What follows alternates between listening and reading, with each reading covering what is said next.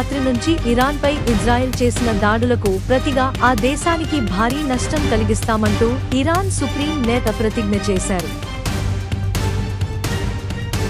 True promise 3 పేరుతో Iran ఈ operation చేపట్టింది. ఇజ్రాయెల్లోని డజన్ల కొద్దీ సైనిక, వైమానిక స్థావరాలపై దాడులు చేసినట్టు ఇరాన్ తెలిపింది. టెల్ అవీవ్కు తూర్పున ఉన్న రమత్గాన్ పట్టణంలో ఇరాన్ క్షిపణి దాడికి ఓ భవనం తీవ్రంగా దెబ్బతింది. ఇజ్రాయెల్ సైనికులు నష్టాన్ని అంచనా వేయడంతో పాటు ప్రాణాలతో ఎవరైనా మిగిలి ఉన్నారేమోనని గాలిస్తున్నారు. ఇజ్రాయెల్ ఆసుపత్రులలో 40 మంది చికిత్స పొందుతున్నారని, వారిలో 2 పరిస్థితి తీవ్రంగా ఉందని తెలిపారు.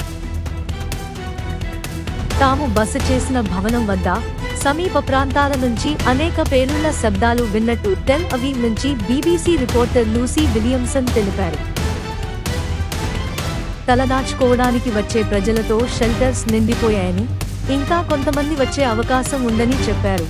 శనివారం తెల్లవారుజామున ఇరు దేశాల మధ్య గగనతల దాడులు జరిగాయి.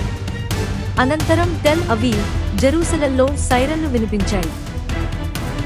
ఇరాన్ ఈ దాడి చేస్తుందని ఇజ్రాయెల్ ముందుగానే ఊహించింది. ఈ పేలుళ్లతో దేశం మొత్తం యుద్ధంలో ఉందని ప్రజలు తెలుసుకున్నారు. భారీ శబ్దాలతో సెంట్రల్ ఇజ్రాయెల్లో నివాస భవనాలు, కిటికీలు ఊగిపోయాయని జెరూసలం నుంచి బీబీసీ రిపోర్టర్ టామ్ బెన్నెట్ చెప్పారు.